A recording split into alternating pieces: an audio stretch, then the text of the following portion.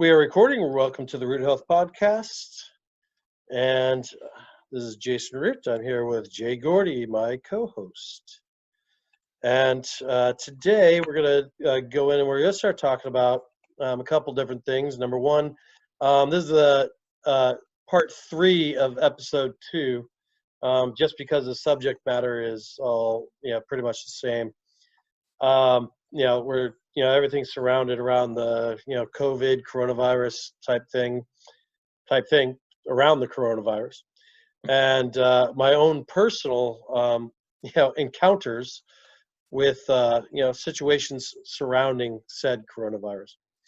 And then we're going to go into a little bit of hospital decision making, or let's call it medical decision making, and different outlooks within medical, within medical and healthcare, and how those affect decision making. And sorry, we also have our other co-host over here, which is my son. My baby was just there. You go.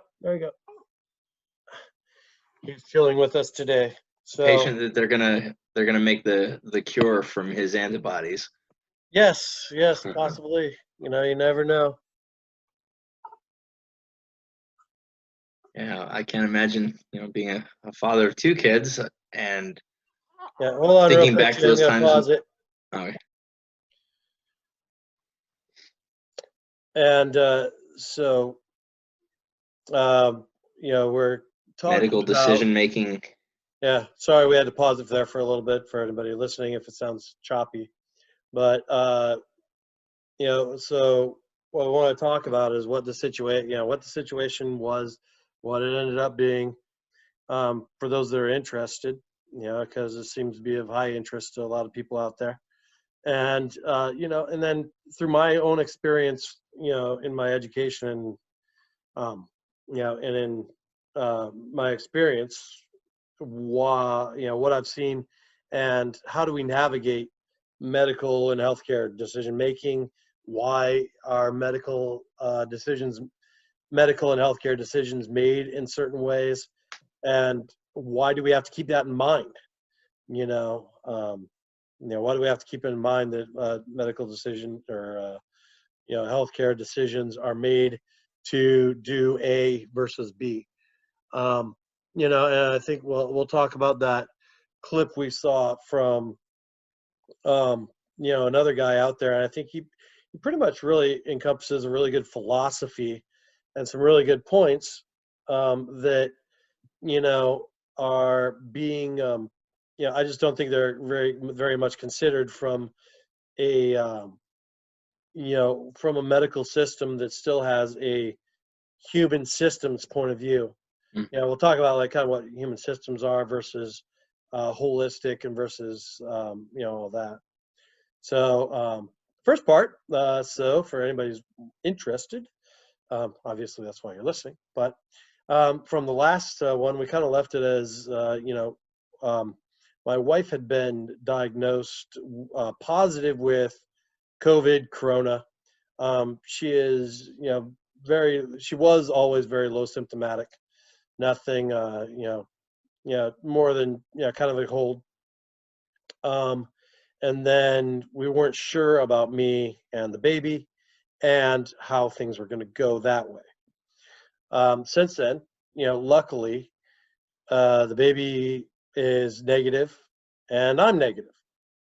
Now, with regards to how are people tested, and how are decisions made based upon those tests?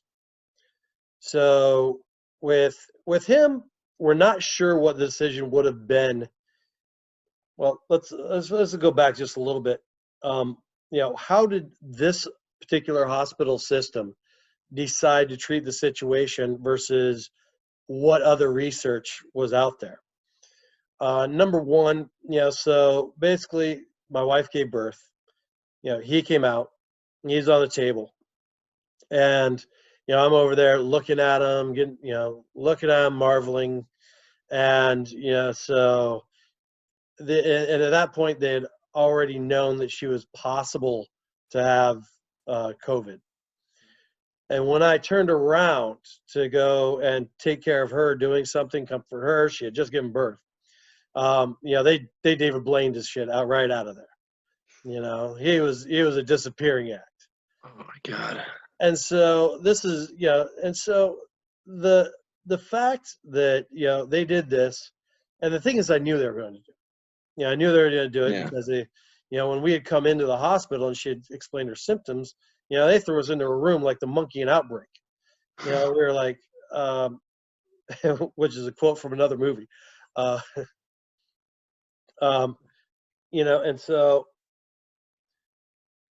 so there you go. There you go. And so, they were treating us very, I don't know if you want to, I think that's a good way to put it is, like ET or something like that, and they're all, they're putting everybody in quarantine, and, you got people with gloves on, or those, bunny suits, which is what they're called. Those are called bunny suits, the full plastic garb. Yeah. I know that from my uncles that work in engineering. But anyways, they didn't have that on or anything. Matter of fact, they didn't have all the gear that they would have needed to protect the hospital personnel. And the thing is, with the hospital personnel, whether they're worried about the actual virus for their own health, or whether they're worried about it because, if they test positive, they can't work. So that would be, so whatever their worries are, these are what go into hospital decision making. Or let's say decision making within the hospital, and then we kind of extrapolate from there where they made other decisions. And so after I tested negative, my wife's mother tested negative, so we knew somebody could take them. We don't again, the deeper nightmare situation would have been had he tested positive and they didn't allow us to see him at all. Like you said, they kind of use him as their little experiment or whatever. Yeah, exactly. Because for the 2 days that we had to wait for them to get the 2 tests back, I mean, neither of us had any contact with them. We didn't have it. There was that bonding, all that stuff that is so important when you're thinking, in an integrated model or a holistic model.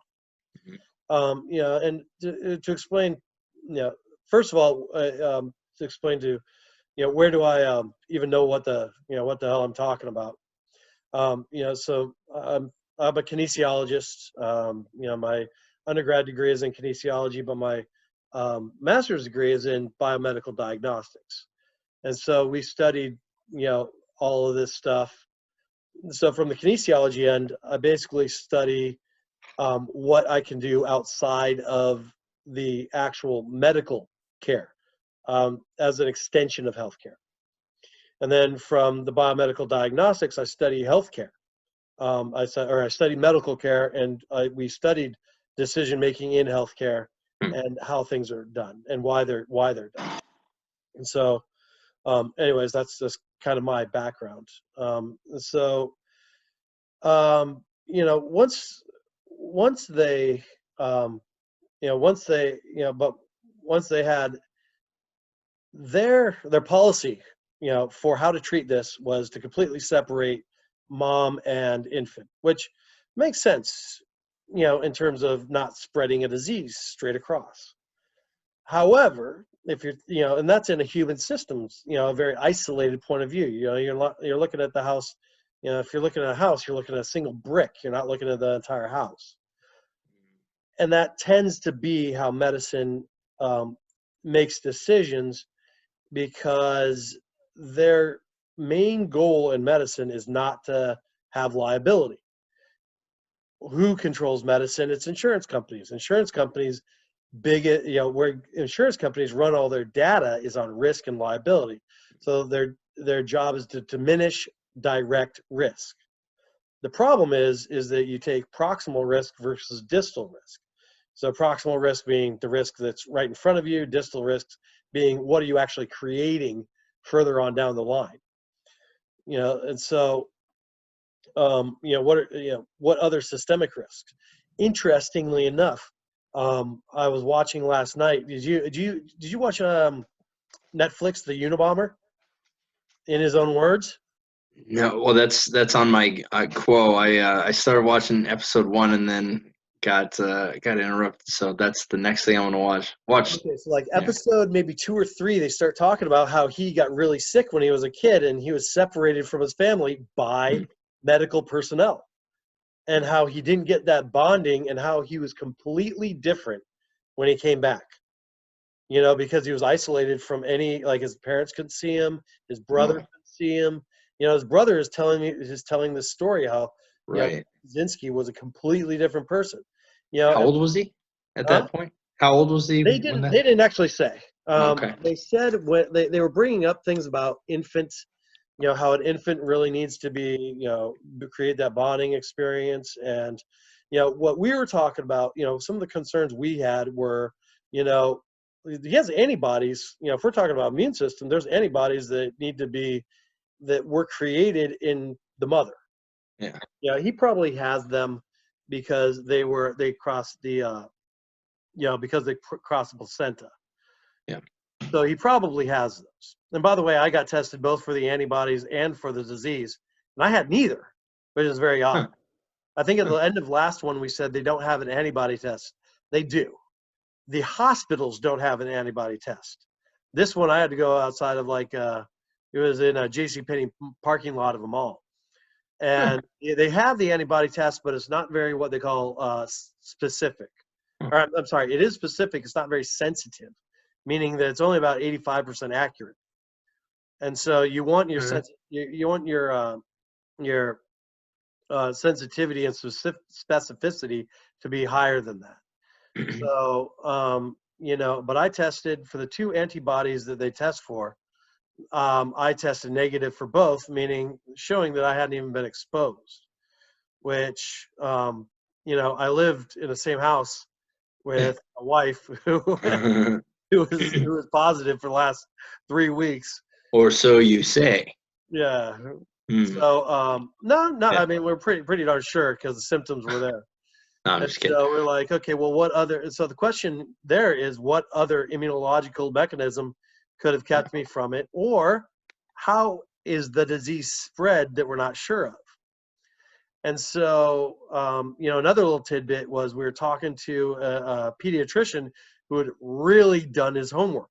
By the way, this pediatrician was a concierge pediatrician, which means they do kind of a retainer system where you pay out of pocket a retainer for the service of somebody being a pediatrician, Mhm. and you can go as much as you want to the doctor, or you pay a nominal fee to go to the doctor.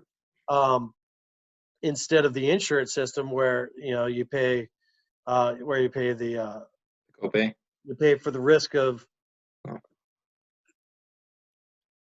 where you pay for the risk of something big happening, and you pay instead of a premium. But okay. it's a little bit different. The concierge system is much more. First of all, it's much more private. It's not in a very large socialized system. So they treat everything a little bit different, and depending on your concierge doctor, um, they're much more likely to add in more of a holistic element. To have, so on one end you have holistic, on the other end you have allopathic. Allopathic is traditional, what we'd say is traditional, even though holistic is well before allopathic. Yeah. But holistic takes, into account the whole person. Allopathic is a human systems model where they're more about treating symptoms. They're more about treating things with drugs and surgery, which is what you want when things go really bad. Mm. But in order to prevent something from going bad, you want to have more likely a holistic approach. I'm going to pause this real quick. Okay. Okay, so you have holistic and allopathic, and an integrated thought process is where you consider both sides of that equal, or of that of that kind of seesaw, or balance, or whatever. And so I find that you get that a lot more in um, in the concierge system and with doctors outside of the hospital system or the big hospital systems, because of the way that hospital systems are graded. For one, they're graded on basically your readmissions. Does somebody get sick with the same exact thing within 30 days of leaving the hospital? 30 days is it. You're not talking about a lifetime. So if somebody comes in with cardiovascular disease, they get a stent put in their heart or something like that. It's like, okay, well, are they good for 30 days? Yes. So the hospital gets graded on that sort of a grade. 30 days is a pretty short period of time, for somebody that has a cardiovascular system needs to, function for a lifetime. So, that's the kind of thinking that is it's seemingly short-sighted. And so, when we had this hospital system, we're like, they're telling us their policy is, pretty much separate completely the mother from the baby in this scenario. And so I spent, days, talking with different people, looking at different things. We had, information pouring in from everywhere.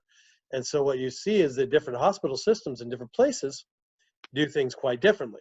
A lot of them give the parents the choice of whether they're going to, be in the same room, but separated like with a sheet or something like that. The mother can a lot of times still breastfeed, but wear a hospital mask.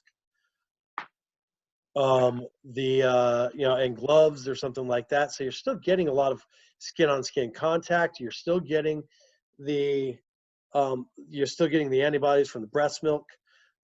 What our hospital system said was, we only want you to express the milk, which is pump.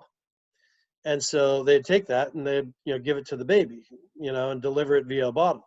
Yeah. Well, the problem is with that is that if the delivery mechanism, which in this case is a bottle, either the baby prefers formula, or if it were the case where the mother, the baby didn't latch on later on to breast milk, didn't latch on to the boob while he's breastfeeding, or if the mother didn't produce because she doesn't have the pheromones coming from the baby, or that sort of a thing, then, you're missing a mechanism in there that, is a problem. And this, while our hospital system really promotes, breastfeeding, in this instance, they would separate completely.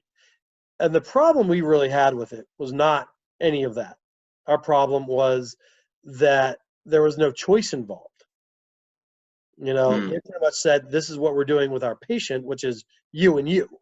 And it's like, well, fuck you. It's like, well, no, let's have an A, B, or C, not a, this is what you're going to, not A, or A. Their approach is kind of, this is bigger than you. For you, this is what we can do with you. Yeah. And this is the problems that we're seeing. With how decision making is done through, different approaches in healthcare. What that pediatrician told us was, and it was funny because at the hospital they tell us what the CDC says. So they basically, they use a reference to authority. And I think we talked about that in, terms of critical thinking and stuff like that. They use reference to authority. Come on, there you go. There we are. So they use reference to authority, whereas this guy was actually critically thinking. He was telling us about a lot of very specific studies that he had read, and how those studies,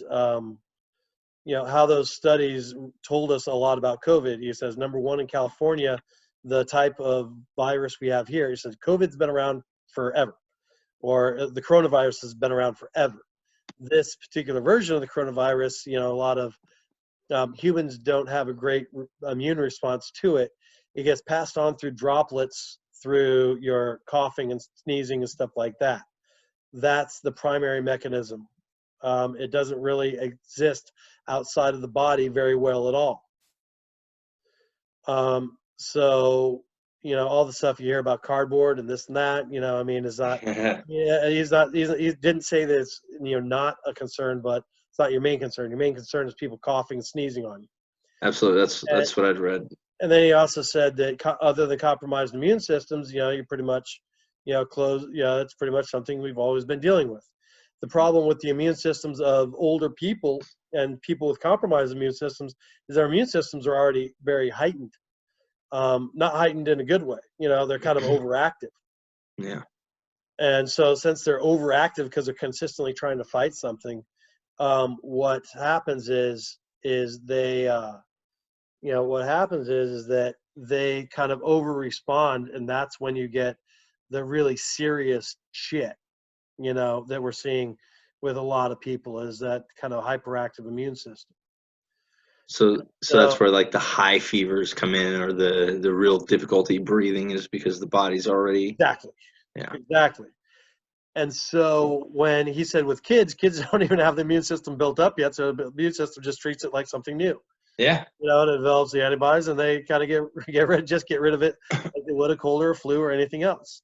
And that's why we haven't seen the really strong things of kids. And I'm not going to quote this guy or anything like that. I want to, send attention his way, but he was throw him under the bus. Yeah. Yeah, especially since I'm not always going to, this is I'm very good with concepts, and I don't want people to take details right out of my mouth or anything. Paraphrasing for sure. Hey, exactly. I base my teaching career off paraphrasing so that I can't exactly. be technically. No, go ahead. I'm sorry. No. You're fine. And so, anyways, that's what he told me. And so he's really done some research, and I really liked that.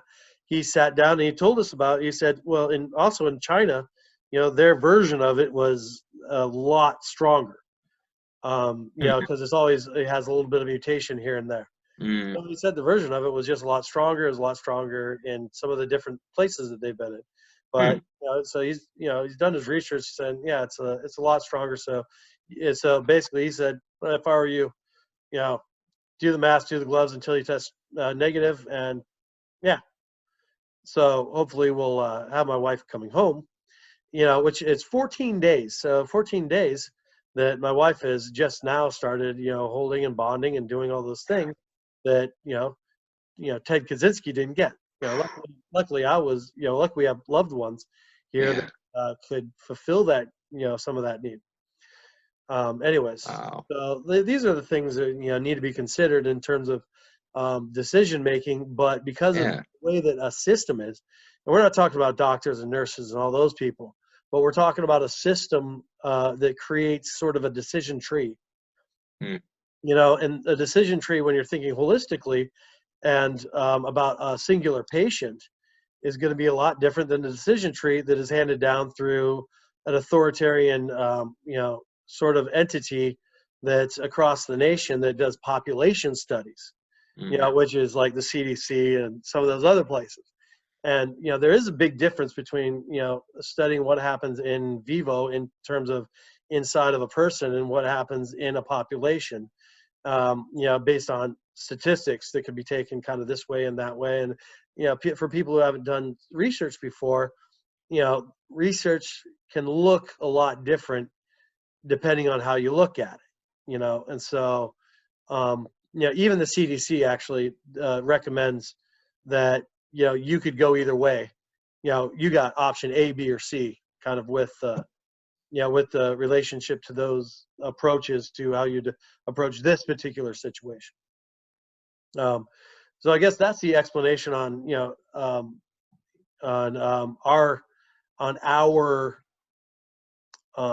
our situation, and what's going on out there in terms of how is medicine approaching it. Again, it's a kind of a spectrum. You might get some hospitals that decide to go another way because they're kind of realizing, hey, we don't want to do that either. But this is what our situation was and is. We're kind of getting out of it right now. Yeah, well, we're reaching the tail end of that kind of that situation. Like he's healthy, I'm healthy, she's Yeah. healthy actually too. She just tests positive. Yeah, yeah. Well, I mean, one term you used a few times during the last podcast was being out of the woods. We're not out of the woods yet, but this is what it is at the moment. And Yeah. I mean, that's when you're making decisions on the fly like that. That's the attitude you have to have. Now, did they test him for antibodies, or are they able to test him for antibodies? Yeah, that's a great question because that's the thing. As I said, the hospital does not have the antibody test. Right. Myself and the whole family went and got the antibody tests. Everybody who had gotten sick went and got the antibody test. Yeah. In the mall parking lot, that sort of thing. Where they do drive-through testing and they prick your finger and they actually test the blood. Yeah. Antibody testing, by the way, is how most all over-the-counter testing is done. If you test for pregnancy or drugs or any of that stuff, they're testing to the response to certain chemicals. Your body has a response to those chemicals, an immune response. That's what they're testing for, is the antibodies. Yep. And so anyway, that's what they did. They looked at their blood. They did not test him in the hospital. Matter of fact, when I talked to the hospital, they did not know there was one. It's funny because all the research we did, we're coming up with stuff, and these are stuff that the hospitals don't even know. So that shows you where there's a big barrier in the bureaucracy. Totally. No, I mean, it's crazy that it can vary, not even just state to state, but hospitals in the same city, hospital systems that you chose or didn't choose, just kind of ended up with. But the thing is, there's no real, for this specific situation, there's no preface on how to handle it. So you're just and a lot of the problem is the ambiguity of having to deal with the symptoms that people got, because as you mentioned, I think earlier, not today, but in one of the earlier times that we put these up, is that there's that outlier, that guy who's an Olympic athlete, and all of a sudden he's got like how did he respond negatively? Yeah. You're wondering what that is. And so because of the ambiguity in how people's bodies respond, that's the scary thing, because you don't want to be that one out of 100 or 1,000 or whatever. Yeah. No, absolutely. There's I'm glad you've been reading up on this, because I remember, just as it's been unfolding over the past, well, it's been more than 30 days, but really 30 days where it's been like center stage and the media spotlight is I've heard theories or people suggesting that, even experts suggesting that it can affect people with different blood types differently,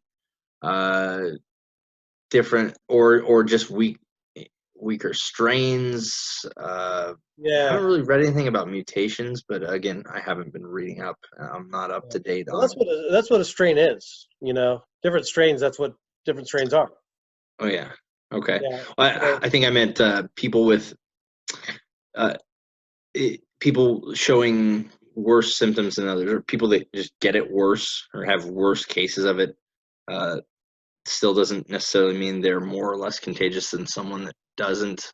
Oh yeah. Like strains was the wrong word probably, but okay, yeah, like the people who are basically asymptomatic, are sometimes as able to or as contagious as other people. Although I don't know that that's true. I'm just saying that's the concept that you're talking about. Well, anything I'm saying in this is either going to be. I'm never going to say anything definitively here, but No, I said that's it's just going to the be. concept you're pointing towards. Is you're questioning that whether, and I don't know. I mean, they didn't really say anything about that. All I can postulate is that if you have it and you're asymptomatic and your body deals with it, then it's in and out of your system a lot quicker than somebody who's carrying it around for a while, because you have what we call comorbidities, which is other conditions. Right. The other conditions put your body. So like you're a good example. I mean, of the mystery, right? Being around several people who had it and were contagious, and then you not showing signs of ever having had it or having antibodies for it or anything. Yeah. So, but again, there's the uncertainty of the test. There's so much uncertainty. Kind of reminded me to interject with what I was talking to you about earlier with my client who tested positive for it. Yeah. And I'm not gonna give it too much attention because, again, it's all uncertainty, and kind of dwarfed situation by your whole Oh, sure, man. experience But here. that doesn't matter. I mean, it's still all the same subject. I mean, we all My want to. coronavirus story is cooler than yours. No, I had a It'll be our client. nom. What's that? It'll be our nom. Yeah, yeah. Let's change our Like stories how here. every Pour the how whiskey. every TV show back in the '80s was like, yeah, back in nom. Like, yeah, Yep. back in the Rona days. Oh yeah. All the dads on the shows had their war stories and whatnot. Yeah, I had a client. And this was actually about a month ago to the day. I picked her up first session. It was on March 3rd. Yeah, it doesn't really matter. March 11th, and then our second one was scheduled for March 13th. On the 11th, she was fine, totally good. Had a great session, and I was, as always, hands-on instructive, correcting posture within a foot of each other's faces. I Yeah. know I was getting whatever she's breathing, but had a good session and scheduled to see her Friday. Friday morning, she calls me and tells me I feel just deathly ill. I can't come in today. We're gonna have to cancel. I'm so sorry, but maybe we can pick up next week. And the first thing that came to my mind. Pause. Yeah. Okay.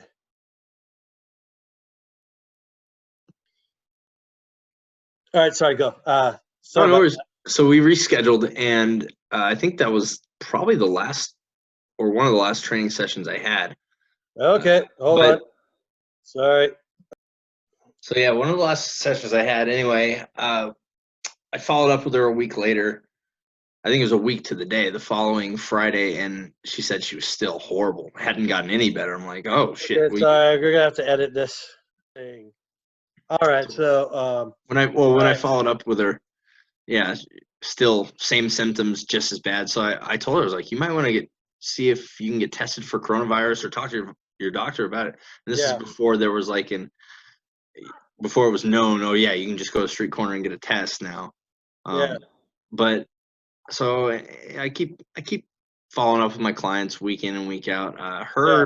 I let a couple weeks go by. Just like I said, just kind of slipped through the cracks, honestly, for a couple weeks, and then I followed up with her yesterday, and she's like, I'm all better, 100% healed, but I did end up testing positive for COVID-19. And I was just like, shit. I saw her less than 48 hours before she was having those really bad symptoms, and what they Yeah. say, you can be contagious without even knowing it, and you don't. Sometimes people don't show symptoms till they've been contagious for 4 or 5 days a week. Who knows? Everyone's different, but yeah, I was thinking, I was like, if it's possible I had some exposure to it, I could have even had Yeah. it. I mean, the thing is, my whole family had strep throat. Probably about 2 weeks before that, we went through a round of antibiotics. Me and both the kids tested positive for strep throat. Ashley did not, but she had sore throat, fevers, cough, all the crazy symptoms. Crazy. She thought she had strep throat. She got tested 3 times for strep throat and was negative on all of them. But me and the kids were Wow. positive. Here's. Oh yeah. Good. Keep on going. Sorry. Oh no, I was just saying. And so after we went through the antibiotics and everything, all of us still thought we had a virus because we still had the flu and cold-like symptoms, and we're thinking, we kind of came to the conclusion we probably, me and the kids especially, had strep throat and then had a virus with it. The kids are in preschool. There's just so much exposure, and just because there weren't confirmed cases here in Idaho at the time, that's because there weren't tests being done. But it had been here for a while, and Oh, I would imagine it's so. been everywhere for It's interesting because there's a lot of postulation about One thing I did read that my mom had sent me, because I tested TB, I tested positive for TB as a kid. Hmm. And so I never had it, but I've been exposed to it to the point where I had antibodies. Antibodies. Yeah, and you always test for that. You always test Yep. positive. So if they have a DB test, what they do is a chest X-ray. And anyway, so that was, that's one thing. They were like, well, were the antibodies, even though the TB is a bacteria Mhm. and COVID's a virus, Right. but could the immune response to some of those things could that be a mechanism that is, in place that can help people, fight off things? Mhm. Who knows? Because I'm one of those people, I don't really get, cold and flu very much at all anyway. Yeah. I also put up today my the Root Health Super Smoothie video. Nice. So go have fun making that. Loaded with everything a growing boy needs. Right. I'm a big fan of the Root Health power pancakes. Great for. Did I? Oh, I made those for you, right? Yeah. Yeah. Oh, Great yeah, for hangovers. those are. Yeah. Great for if you have been stopped up as well. Yeah. Yeah. Get things moving for sure. Yeah, they definitely do that. Power pancakes. Oh, yeah. now he's out again. Yeah. It's sporadic and unpredictable, and hats off to you for being Mr. Mom here for a couple weeks. Oh, That's yeah, awesome. man. I have no problem with it, and luckily I know. her mom has been really, really super helpful. Going back to what we were talking about a little bit last time with going with decision making and whatnot, support systems. I mean, that was a big part of your decision on childcare. After this whole situation, you were in a unique situation, even with what family was available, if any, to care or help care for the baby. Yeah, well, luckily she has a big family. I mean, I have a big family, as you know, because you live by them. Of course. But my whole family is far away. Yeah. Her whole family is near, so that was really good to have that support system there. She's staying with a cousin and all that kind of stuff. So, I mean, that is great. But how would that decision tree differ? For the hospital, if you had two people who are just moved from I don't know, from Yep. wherever, Australia. Yeah. And they didn't have that. What do you do? Have no one. It's like, well, they got to do something, and you can't tear people away. Yeah. And especially with the data showing kind of what it is, but like I said, they don't want it to be liability, and that's understandable. It is very understandable. I'm not raking on it. I'm just saying. No, yeah, absolutely. When it becomes authoritarian rather than collaborative, Mm-hmm. then it starts to bother you. Like you said, they snatched that baby out of the room. They were doing that regardless of what you said or not. Yeah, and that was Gestapo style. They didn't run that past us, eerie. So that wasn't cool. But I think it's something to be taken in mind, and that's how we interview our pediatricians. We had a pediatrician the other day, and the pediatrician that we went to was the original hospital one.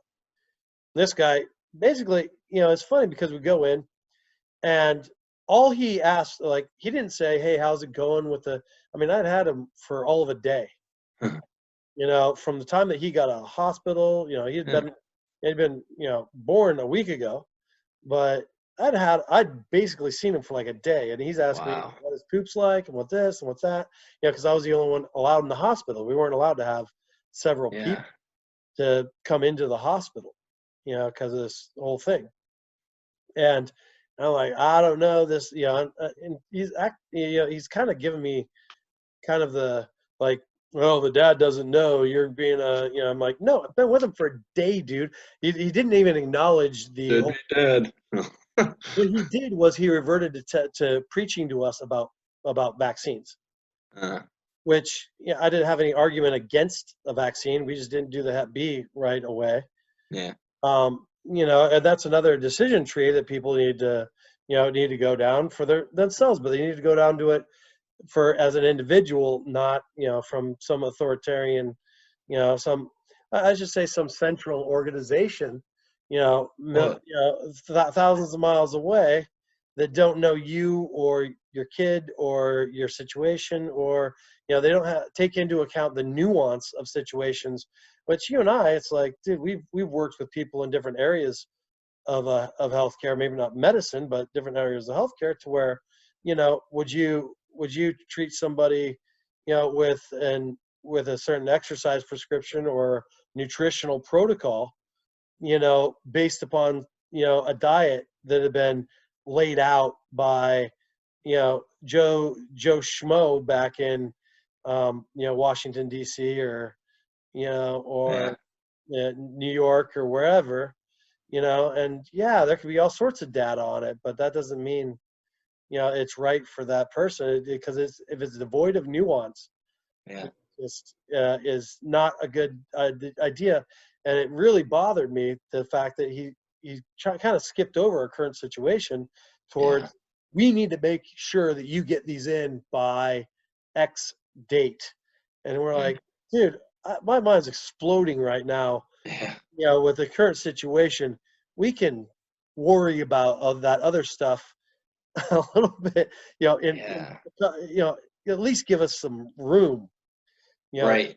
to make the decision on those other stuff, Well, and it's I like, mean, we've I mean, talked. on how to approach it, not that we're going to approach it, Yeah, but how we're going we've to approach it, what our strategy is going to be.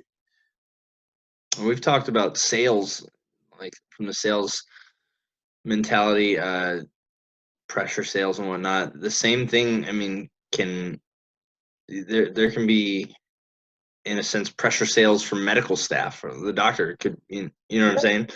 Well, And there if people don't they know, oh, go sorry, ahead. go ahead. No, no, go ahead. I Oh, that I was was going to say, my uncle was working in a hospital, and they tried to get him to start doing, to start recommending certain drugs and drugs and stuff mm, like that. And he was like, that's completely outside of my scope of practice, because and he's in diagnostics. yeah, Yeah, he's in an imaging. He's in imaging, like radiology. mm, And I'm like, that's just straight up, you know, that's just straight up unethical. mm, But because we know that they do it, we have to keep that in mind. You know, completely. I was, like what the different you know what different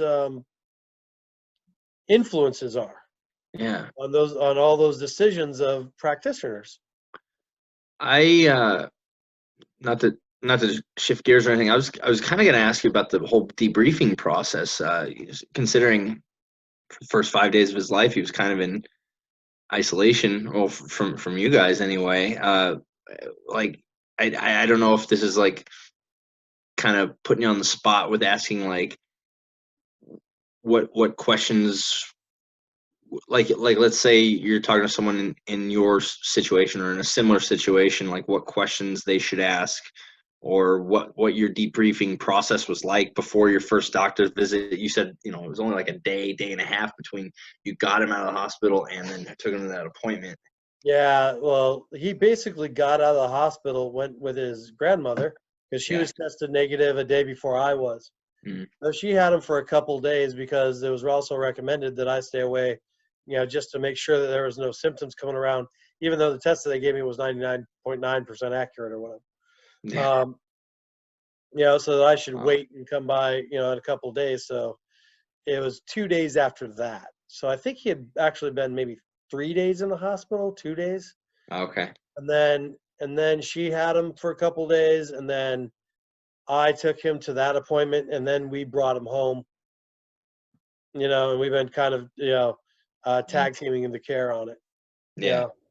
Yeah. In terms of what to ask, I'd say, I mean, I'd say I'd say, keep up to date on, knowing whether that antibody test comes along, because they can show that there is at least some natural immunity by showing that they've been exposed and they have those antibodies. Yeah. Um, I was actually hoping that I would be positive on the antibody test and negative on the what they call a PCR test. Right. The antibody. And PCR test for the virus, antibody test for antibodies. Yeah. Well, the antibody test they said was about 85% accurate, or just kind of estimating. Yeah, but at least could be indicative that you probably it can give you some direction in terms of the strategy you're going to use, because you're going to play it more careful on the biological side if if the kid if somebody doesn't have the antibodies. If they show that they do have the antibodies, you're going to be like, well, we're pretty darn sure they have a natural immunity. So you're going to err then on the side of long-term benefit, which is where the bonding and the breast milk and the, all that stuff needs to come in. And you're going to go back to probably the strategy that you would have followed had you not had that situation in the first place. Yeah, and before we hit record, initially you're kind of talking to me and my wife about the weight of your decisions, the weight of the long term versus the now in that decision making. Yeah. Well, you have to weigh, whether, there is first of all the misinformation out there. Yeah. I'm not saying, the misinformation is misinformation for a variety of reasons. Number one, uncertainty even. Number two, the ambiguity of the situation, with things out there. Number three, could be media coverage and all that kind of stuff. I mean, what's passed on, and so the ambiguity is really the problem, is you don't have enough information to really weigh those decisions properly. Mm-hmm. To evaluate risk, to evaluate the risk of the short term versus the long term. An antibody test could have helped us weigh that risk. Certainly. Of that short term risk and shoot towards long term risk. Mm-hmm. I'd say, asking other hospital policies, asking what the CDC policy is, because actually the CDC was less strict than the hospital policy in this case. Right. Also, policies they told us at the hospital the policy was changing every day on it. I think we were actually the first ones in the hospital that had that happen. And it was like, so we were pretty much guinea pigs as it was. Yeah, totally. So it's like you got to know like who's doing what, because if different people with the same education are doing the different things, you gotta ask why. Yeah. And then luckily we have a large network of people, so we were getting information from a lot of sources. Yeah, and then hopefully just weighing that information, and I know in having experienced one birth with just unique circumstances, no complications or nothing long lasting, impactful, negative, but you don't have a lot of time, seemingly, just to make those decisions. You kick things around, but a lot of it you gotta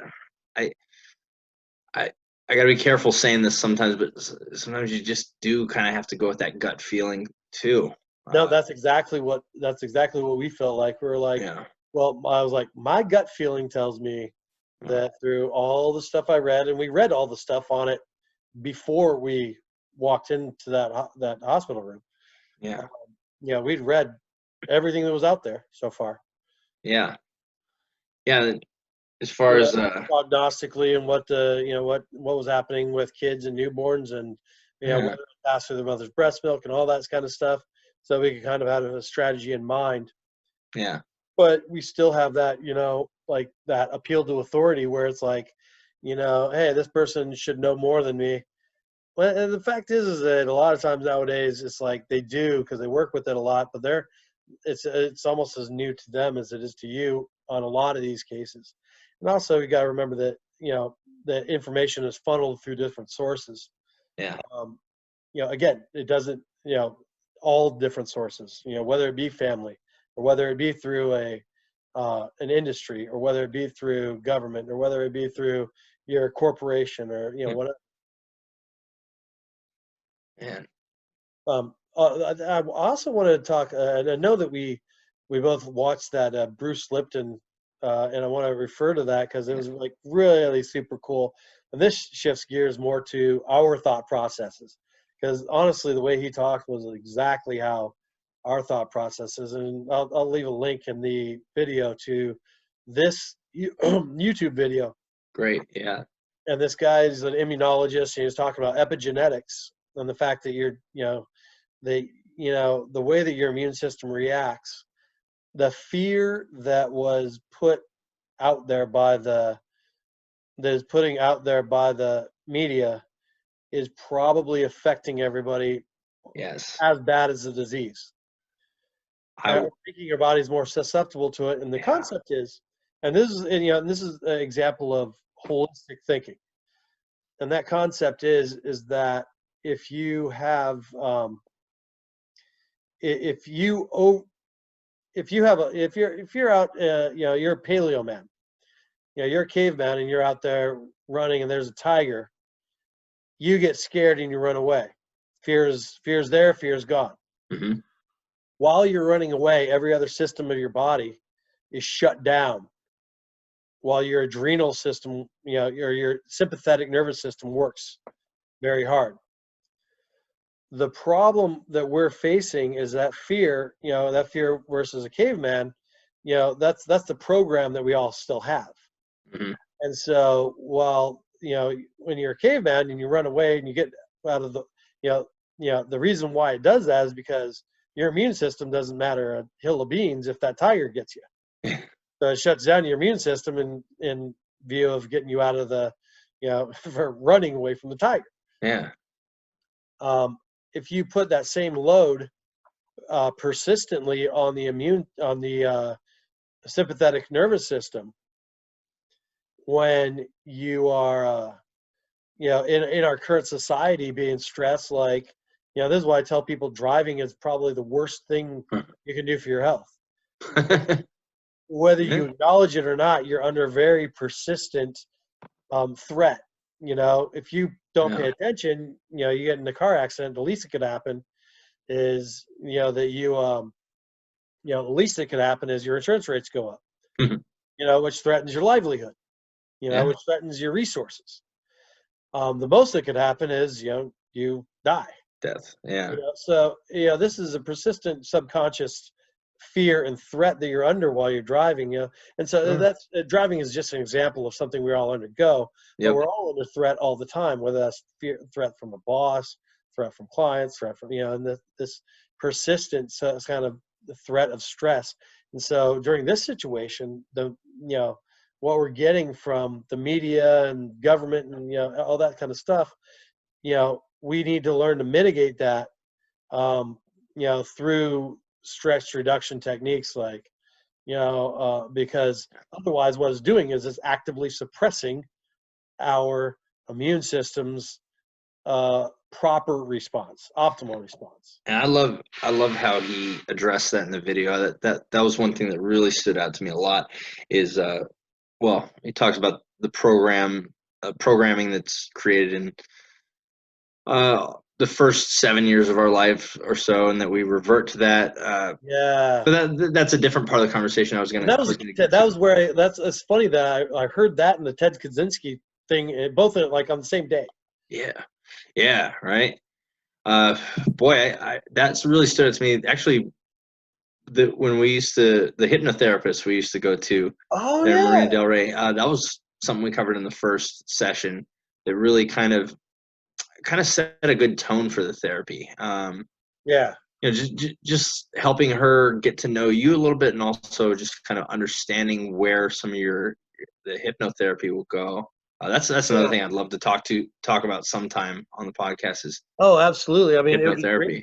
It'd be great to have like Shelley as a guest or something, Yeah, that would. I really do think that, tapping that subconscious. I mean, I'd like to have also a psychologist, maybe my sister or something like that, talking about CBT, cognitive behavioral therapy. Yeah. Which is really like training for the brain. Well, one thing, staying on the topic that we were just covering, so I can spit this out No, it's not you. It's my mind bounces all over the place with this when I get excited. But one thing that really stood out to me that Bruce Lipton addressed and talked about that I just found very relevant to the hysteria is there's two kind of direct quotes from him. One was, don't give in to other people's beliefs, meaning like what other people believe and what other people are projecting on you. Don't let that be your truth. Don't let that be what stresses you out or sets that tone. You can use that programming to create with it. Kind of create your own. He gets real, almost spiritual at the end of his talk. Talking about like almost using the same kind of language as like an Eckhart Tolle, talking about like heaven on earth, creating your own heaven and whatnot. But one thing he kind of concluded with, he said this, and this meant so much to me, because as I was pulling weeds this morning, just kind of doing my mindless, repetitive labor, squatting, bending, and all that. Just listening to this, and I was thinking about everything. But he said, you can live with the fear of others' hysteria, or we can claim our own power and create our own heaven. So hysteria is kind of the word that sums up. Well, that's the George everything. Carlin thing, is where he says there's so much social hysteria nowadays, Absolutely. and he actually talked about that in regards to sickness too, because he was Mhm. talking about the clean freak type thing. Now, obviously, I don't think we should we should probably still, It's a bit satirical in the current too. I mean, situation, we probably do want to be clean freaks, but yeah. when it's persistent over a lifetime, you end up with Howard Hughes, which didn't he die of the common cold or some shit? Because he was such a clean freak, because he was so obsessive compulsive. I don't know this for a fact, but Right. Yeah, I don't know how he died. I know airplane crashes couldn't kill him. He survived a few of those, but yeah, I don't know how he died, but I know that was a big thing that influenced his every decision making, was just hygiene and fear of other people's contaminants. And yeah, but yet the guy would get into a plane and try to break the speed barrier, or the speed record, or oh flight yeah, speed records. He'd pioneer his own experiments. He wouldn't let someone else fly the plane to try and break the record he was trying to set with his aircraft. He wanted to do it, but yeah, wouldn't man. shake their hand. Yeah, man, awesome. But it was funny. It was like that's but like that's relating those to back to Lipton. That's the thing, is like we hear it over and over and over again from people who were outlying thinkers. Mhm. Yeah, and as I was thinking this morning, you and I, clearly, in anything you go through an experience, I'm thinking about you, and there have been a lot of times over the last week, even I've just been reminded of you. I'm like, man, but I know you're handling it like a champion and everything's Oh, going well. thanks, dude. But me and my own, on my side of the fence, some of the things that resonated with me about what Bruce Lipton was talking about, aside from the his the direct just information about the immune system and whatnot, was kind of the psychological aspect behind that. He talks of something called the honeymoon phase, Yeah, in relationships, and also just like any subject, like anytime something's new. When you're in the honeymoon phase, we'll just use relationships for an example, but what I tied that to was like the first couple weeks of this whole quarantine. I yeah, was happy as a pig in shit just to be like, basically I have an excuse where I can't go to work. So hey, yeah. all this time I complain about not having, I'm excited. I get to spend it with the kids, and this is gonna be You great. get to do a podcast. I get to do a podcast. Yeah. But so after a couple of weeks of that, the things when you're stuck around the same people over and over again, honeymoon phase is over. We start butting heads a little bit. Even the kids, getting on my nerves a little bit with just the relentless, no, play this, do this. It is just constant. And he talks about when you're in the honeymoon phase, you're acting consciously because it's all new. You're kind of taking it in, the nuances, Yeah. and you're really living in the moment. When you're out of that honeymoon phase, we default to that old programming, that 0 to 7 years programming.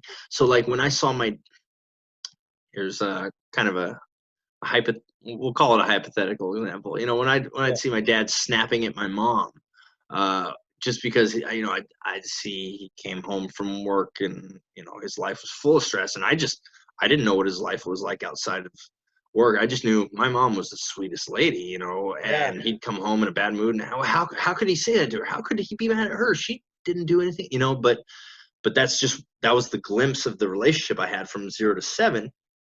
And I find myself being short with my spouse or short with my kids because I'm not making a conscious effort to be present in the moment. Like I said, the first couple of weeks, it was easy to do that. And then I start taking all of these new hobbies.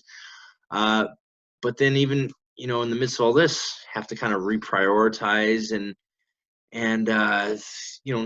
not knowing an end in sight, not knowing when things are going to change can kind of mess with you mentally. And like I said, I find myself kind of defaulting to that programming, and that really stood out to me. I was like, oh, he says, with your wishes and desires, you're in that honeymoon phase. You're not only living in the moment, but you are kind of living out your wishes and desires because you don't want to fuck this up. You know what I'm saying? Like, I'd say like it's like when you're in a new job is like the biggest thing is like it's funny because you go into a new job and this is great and you're minding your yeah, P's and Q's and you're towing the company line and it takes and then you're a year or two into it and and you start like rah, rah, rah, rah, you get grumbly or yeah. however you were before that job because whether it's the appreciation isn't there or Maybe you've gotten used to it. You've gained momentum. You've acquired some yeah things, and you but, haven't. but you've defaulted to because I see a Yeah. lot of people they can think positive for short periods of time but Mhm. there's such you know there's such you know negative thinkers like whether they think of themselves as the victim Yeah. or whether they have the victim thinking or whether they have the God, it's probably the biggest one is just thinking about being the victim or whether it's how they were taught to handle things whether it's the anger thinking like you have Yeah. or I have we've talked about that before Yeah. Definitely. and you're like where does it come from well probably it probably creeped in there somewhere through. It was funny because he goes, your parents are horrible programmers." Blame. He's like, "They That's don't know what the fuck they're doing." the easy way. I can just blame my parents. But the problem is, my kids are gonna grow up and fucking blame me. So damn Yeah, it, exactly. God damn it. Jack's a bitch. But that's fun. I think that's something that you have to think is inherent. That things Yeah. change slowly, Yeah. and I think that's one problem is that people actually don't. They don't have enough wherewithal or they don't have the philosophy to accept things the way they are, Mm. but push for change. Uh, Because these big changes, like trying to change the world all at once, is just and plus it gives you time to figure out what you can change and what you can. It's that old poem that I think it's the Alcohol's Anonymous poem or whatever, but it's also from the Bible, I think. Lord grant me the serenity to or the sincerity to change the things I can, the serenity to accept the things I can't, and the wisdom to know. yeah. And so, and that basically encompasses stoicism, Yeah. you know, and that's and stoicism is, I mean, really is kind of where like somebody like Eckhart Tolle is coming Hmm. from, where he comes from that, Stoic slash Buddhist slash somewhat Christian too. Sure. Philosophies all spit into that. They There's kind of have components in each. Yeah. very very common underlying thread. But that's when you get this with this social hysteria, you get so many people without that mechanism to go, okay, well we can we can maybe we should just accept that from 0 to 7 we were taught to be assholes, and we can Yeah. go through we can change some of that assholery, but maybe not the whole Assholery. thing. You know, maybe we can change some of our own assholery, but you know, but maybe not the whole thing, and definitely not everybody else's. I was gonna say you're definitely not gonna change everyone else's. So I mean that, and it kind of goes back to one of the main. Well, I don't know about one of the main, but a big topic we were talking about last time when I mentioned the quote from Viktor Frankl. It's just like finding the peace and the surrender to the situation, to know that, or the mental strength to know that you can be stripped of all your freedoms, all your possessions, whatever, but you'll never be stripped of your choice to Handle it however you want to. yeah, your attitude, your Yeah. choice, and God, that's more important than ever. What you were talking about with people reverting to like tendencies of fear and whatnot, also just kind of brought up another thing Lipton was talking about at the end of that YouTube clip. And then it ties in well to this whole COVID situation, and also decision making in medical. I don't know. I think it ties in well to this whole conversation. Is he Sure, said it all ties in. he said survival of the fittest is not the right way for humanity. We always talk about, we pride ourselves in survival of the fittest. Darwinism was never survival of the fittest. It was survival of the luckiest. That when they said when it was natural selection, somebody else totally pulled survival of the fittest. Matter of fact, I think it was somebody who was in eugenics, and they coined the term survival of the fittest, not Darwin. So selfish natural thinking. Selection was because somebody had the luckiest traits at the time. Oh, he didn't. Yeah, and Lipton didn't talk about Darwin in this, but he was saying just the phrase "survival of the fittest," like the mentality that doesn't exist in nature either. Right. I mean, it does because you're lucky enough to have the trait that suits you the best at a particular time. But something that is good at one time might be bad in another. Certainly, yeah. I mean, chance is always a factor. Right place, right time. That's why we're here. I mean, to my knowledge, unless there's some kind of design that we'll just never know about in this lifetime, who knows? But kind of what I was saying is he goes into just the mentality of the individual, of a lot of times in fitness and even health, the word fit and we want to be as fit as possible. Survival of the fittest is something that's kind of become a social, what's the word? I don't know, just kind of like a saying that we kind of take lightly, but it's really not best for humanity. Selfish thinking not being conducive to our collective survival, like all of us. And so that kind of plays into the decision making of the hospital versus the individual. But Lipton's philosophy, this is where he gets into some of the more, and he calls it spiritual. He says, I'm not religious, I'm spiritual. He goes into the spiritual elements in that, he believes we are all one, each person a cell in a superorganism, something like that. Which I always thought of that. Actually, I think that's a very common, vision for people. Especially I mean, people who have a biological underpinning in their studies. Yeah, and anytime you experience something with people or connect with people, you get that feeling that we're more than just individuals. That look how societies run. I mean, one individual will not accomplish that. We need workers, we need leaders, we need systems in place. Just like an organism has systems in place, immune systems to protect it, defense systems. Yeah, I mean, I've never seen how that never made sense to most people. Being as this isn't news or anything, but the basic biology, the basic biological hierarchy of cell, tissue, organ system, organism, and then they stop right there. And then I've always been like, wait a minute, what about society? What about family, neighborhood, society? Country, race. By the way, I mean the human race. Exactly right. So we don't trigger any social We get justice. quoted out of context. And, Yeah, exactly. You know, species, I should say. yeah. Species. And like then towards, why isn't there a super organism outside of that? Why do it's ever expansive? Why do we stop at organism in our thinking? Yeah. And that's where he thinks of it as that, and so have I. And that's a Yeah. very, very holistic. I mean, that's really just. I mean, that's not even. I guess you could think of it as spiritual, but that's the ultimate and holistic, right? And Yeah. thinking of a whole, not just an organism, but thinking of that. Hmm. No, yeah. I mean, I've always been fascinated with kind of the fractal existence of everything. Like you could look at something under a microscope and it behaves.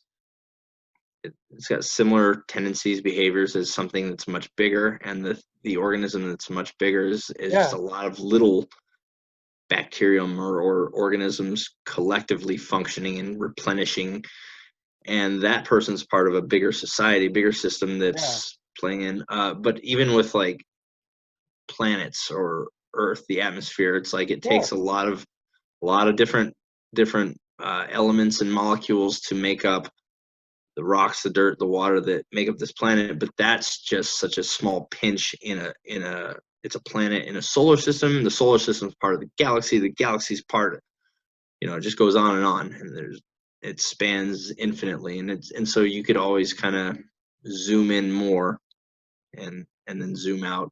I think you can apply that to not to get like too deep or off track or whatever, but sure. I think you can. It's humbling to think sometimes. Kind of where this all hit a note with me was just that, yeah, even in the midst of all this, I've almost after a few weeks gotten used to having, eh, for me, having everything I wanted, which is weird to say because we can look at it like we had everything taken away from us. We can't leave our house and do all this, but I got all this time with my family. I get a lot of. I've got good health as of now. I'm very fortunate about that. Look at all the We've got, FaceTime you get with extended family and friends now because everybody's yeah, not so bogged down by other shit. right, right, It's so funny because what I'm looking forward to is when everything starts to come back to normal, what yeah, mechanisms stay? mm, What mechanisms allow me to, or some other office worker or whatever, to stay home with their kids, yeah, and dual, it's like if you have an output oriented workplace rather than a presence oriented workspace, hmm, it's like, okay, well, it's like the office space thing. I do, about 45 minutes of actual work in a given week. Like, yeah, really, it's like, yeah. yep, And it's like, well, if that's your been output, there, then go home and work for 45 minutes and then call it a week. You know, yeah, it's be as like, and then go do all the rest of your stuff. So as long, but when you have presence oriented, where it's like you have to be the 40 hours, well, the 40 hours doesn't necessarily connect with your output. Unless you're a firefighter, yeah, then your hope is not to have an output, but to have a role. hmm, And so if those shifts can be made, to where in education, in the class, well, I think we already talked about this, education, the classroom, and occupation. I think that could be a hmm, great thing. yeah, and that's, let's see, post graduation, they call them life skills, is something they really only teach in special education. They don't teach it to regular high school students that are graduating. They don't teach them how to find apartments or pay bills or health care or anything to I make kind them of an think, independent adult or make them more self-sufficient. I've always kind of thought that maybe, just maybe, the schools that we have, the government run schools, Hmm. maybe they should be maybe we should limit them even more. If they're limiting everything because of budgets and all this kind of stuff, maybe just limit them straight up to reading, writing, science, and math. STEM, we keep, yeah, well, STEM, STEM yeah, STEM, and then of course, reading, writing. Reading, writing. Yeah, I mean, just the basic skills, because I think history is, something that you could farm out. History and sociology and stuff like that. Number one is something you can farm out and should have the bias of the parent, not the, maybe not the, what's, in the curriculum. As well as art could be like that. Physical education could be something where you can enroll them in sports, or that those could all be private things because they are anyway. It's like, dude, how many, everything now is club for sports. So they're out of the schools anyway. They're like, every little girl that I know is, because we have a family with girls in it, is doing like dance and gymnastics and stuff like that. So these are all things that the private industry has taken anyway. So, I mean, how, maybe we should just strip the schools down to their bare minimum course load and leave the rest to everybody else. Maybe we've been thinking about it all wrong. Like, we're like, oh, well, why aren't the schools teaching my kid how to balance a checkbook? Why aren't the schools teaching? Maybe we should strip them Maybe down they're not supposed to. the bare bones, and leave that up to then we could see if more places will open up. Well, Because I've actually thought about doing this, is like doing a life school on online, where you go, hey, let's go ahead and teach balancing your checkbook, teach why not to get into credit cards, teach why how to develop your body, teach spirituality outside of organized religion, to like like the Eckhart Tolle and the Viktor Frankls, or you can call it psycho-emotional education. You can teach psycho-emotional education. Maybe you could do that and get them up to speed a lot quicker. Well, again, I think I said this on one of the earlier podcasts, but it really makes you think. When you talk about these things, you just have to consider, okay, what are your goals for education? What do you want to accomplish with your education? For me personally, I don't think it's the school system's job to teach you how to be a functioning individual. I think that's more on parents, community, things like that. As far as how do you find a place, how do you drive a car, how do you buy your groceries, all that. I don't think that's the school's job. That's probably wasted money. Yeah, kind of. Why did I have driver's ed? Ours was a joke. Yeah, why do they have art? Like, to go to an art class. Put your kid in an art class, maybe. Yeah, because then they could, like, you could have your school open half day, and then have your parents teach all the electives and all that stuff. I mean, I don't know. I think that'd be cool. I think and then that'd be way cool. Like I was saying, what are your goals for education? Even being, is your goal to retain the right information, or even the right type of structure to prepare you for the workforce, or is it to learn how to learn, to be a more effective learner? That's interesting. Yeah, I started about shit, man. It must have been 15 years ago that I started reading a book called Super Learning, and it was made in 1980. So I started using like little tricks from it, and trying to develop and stuff like that. And I'm like, God, they should so teach this. They don't have the time to teach how to learn in school. It's like they really need to get, I mean, I don't even think teachers know this shit. They use it. So, and I think it's so individually oriented as well.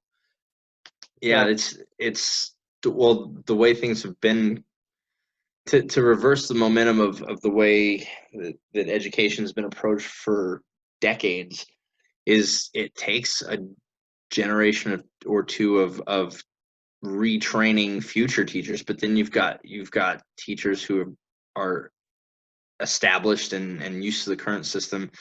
There's a lot of moving pieces, but again, that's one of those things you have to just say, well, this is what it is. What can we introduce that we actually might make a change? Yeah, no, totally. And that's and you might see a big shift. You never know, but you have to at least accept the fact that it's probably not going to change the world, you Yeah. know, except for your one little piece of that jigsaw puzzle. Your little classroom. Yeah. Well, the nice thing is we can, but it's so much easier to share things that work now. You can reach a lot of people, and things Oh yeah. can catch fire like that. You know, it's an unpredictable world now because of the potential reach we do have.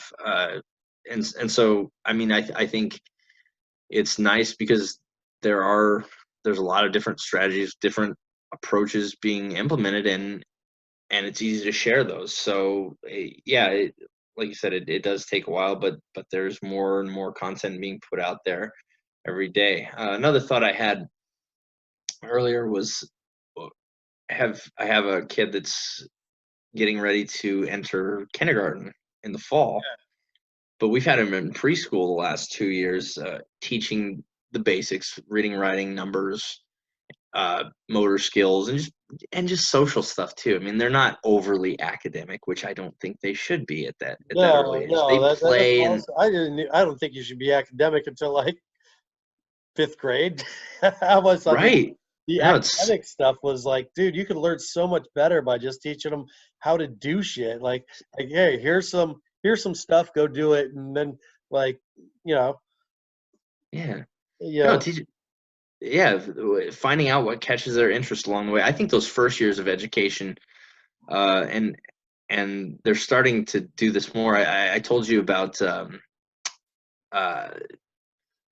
what was it, response to intervention, the RTI programs, where it's like different tiers of assessment and treatment for easy early ways of detecting learning disabilities or even just exceptionalities, whatever it is. oh yeah, So I think those first years, non-coincidentally, they fall into the same programming years we were talking about ages 0 to 7. But really, in the first 3 years of school, where they're 5, 6, and 7, up until second or third grade, sure.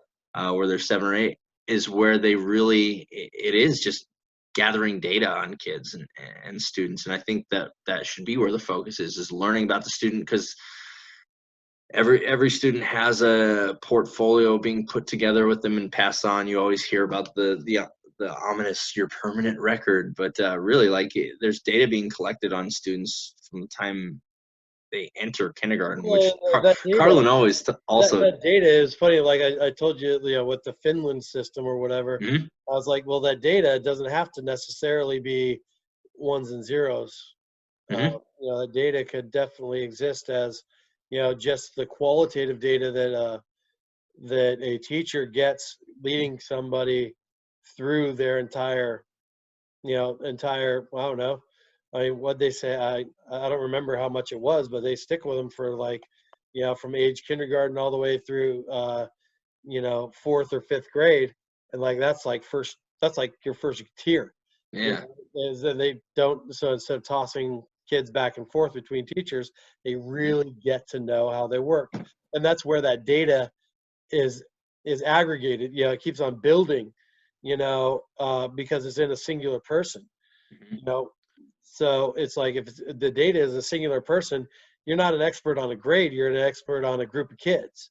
You know, mm, on a group of 20 kids. yeah, You know, and that's a very interesting thing. I think that maybe that's more actionable way of collecting data too, instead of, you know, having a permanent record that, you mhm, know, because what happens there is also you have like, you know, some different people are going to interpret the data differently, yeah, and it might not be how it actually is. You know, it's funny, we Ooh, were watching a movie called Togo. It's a Disney movie where it's about a sled dog way back when, delivering a diphtheria serum, you know, across huh, Alaska or something. It's actually pretty cool. Willem Dafoe's in it. It's awesome, actually a really cool movie, but it's the dog that leads the sled. It's a true story. Dog that huh, leads the sled, he tries to throw out like 5 times, and it shows that his rambunctiousness is actually his strength. yeah, Where he thinks the dog's a runt, it's an idiot. It's a, you know, so he tries to give it away several times, yeah, and that actually happened in real life, I guess. And you know, and this dog ends up being like kind of the lead pack dog, and had that data, you know, on a person, Yeah. it's it's interpreted towards in a template sort of manner. You have a different you probably have a different outcome than you would if you had it interpreted by somebody whose job it is to understand different kids over long form education is maybe the way you'd call it. This is long form, long form communication Yeah. that we're doing right now. You could call it long form education. Yeah, absolutely. It's I kind like of that. I wonder if interesting. that term's been coined. Yeah, I don't know. Patent No, pending. yeah. Yeah. Cha-ching. No, I agree, man. One thing I noticed, like I said, having a kid going into kindergarten here, between preschool and other extracurricular activities we've had, I always had my kind of vision for like what I want to expose him to, and just obviously not craft your kid's personality, because they're gonna take to what they like and what's made fun to them, or whatever they're into. They have different Sure, but you want skills, to, but abilities. ideas are what people build off of. Yeah, yeah. So I mean, we've put them in gymnastics, soccer, got it, swimming, and so many different activities. Just even when he's little, uh not just to try and influence him in any one way or the other, but just expose him to different types of movements, environments, instruction, and you Sure. just learn. Like, I mean, I remember just sitting through some classes when he was like 2. We had him in soccer, and I'm just thinking, this is such a waste of time and money. He's 2. Like, what's he going to learn here? But frustrations aside, as painful as it was to watch, like, I'm glad we did, because he got interaction with other kids, different instructors, different instructors. Learn to work as a team. Yeah. Well, yeah, he still hasn't quite learned that yet, but That's no, at the start. starting is indefinite here, but no, but I mean, yeah, it's accepting their different skills and abilities, and you can, I mean, aside from parenting, I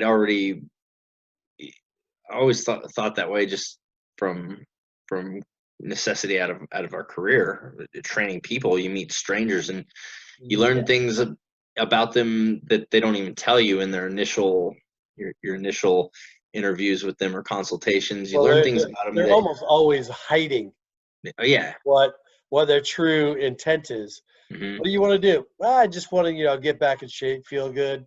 Like, really, that extra 50 Yeah, pounds that you're sitting on isn't why you're here? not at all. Oh, But I'm sure you've taken on clients that surprise the shit out of you before, that just maybe appear super, plain Jane or whatever, but you find something they like and it just clicks and they become a savage, or they're really good at, like, maybe balance or something, that it's just like, oh yeah. wow, this person's freakishly good in this area that they never knew about, or this tenacity, this anxiety, this nutty person I'm dealing with. Well, you put a pair of boxing gloves on them and they beat the shit out of me. It's like, Well, that's funny. Was what we always said. If you want to keep a client, if that's a female, have her box, yeah, because chicks love to box. I yeah, mean, they get into it yeah, because it's something that's not something that they get to express a lot. yeah. Because probably at least traditionally, Hmm. our culture, women are, they don't. At a Uh, young age, they're discouraged from that. yeah, they're either discouraged from it, or they have a natural tendency to go away from it. And Yeah. so training, it's a opportunity to express that natural tendency that does exist. Oh yeah. Whereas guys, you know, since it is a more natural thing to be there, or societal, whatever, Hmm. since it is more inherent in males, Hmm. we are taught to do it more and to go with that. If a guy gets, if you saw a lady acting the way that you and I act in the car, you'd be like, what in the hell? Yeah. Right. And um, you know. I was trying to think of what comment I should and shouldn't say. No. Yeah, it's well, I know, and yeah, I'm we're trying to make sure that what we say is really in this sort of stuff with this sort of world that it's exact about the idea that we're trying to relay. right. But is that that there is that whatever exists is that women in they don't get to express that very much. Let's just put it that way. Yeah. For No, whatever reason absolutely. they don't, and so they get to do, you give them the opportunity to do that, and they can carry that over. Yeah. That's something that's growth outside of the physical. You can use it for the physical, but it's growth outside of the physical as well.